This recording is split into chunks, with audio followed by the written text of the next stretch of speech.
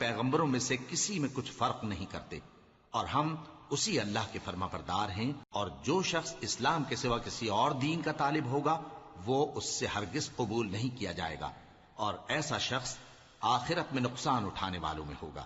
اللہ ایسے لوگوں کو کیوں کر ہدایت دے جو ایمان لانے کے بعد کافر ہو گئے اور پہلے اس بات کی گواہی دے چکے کہ یہ پیغمبر برحق ہے، اور ان کے پاس دلائل بھی آ گئے، اور اللہ بے انصافوں کو ہدایت نہیں دیتا۔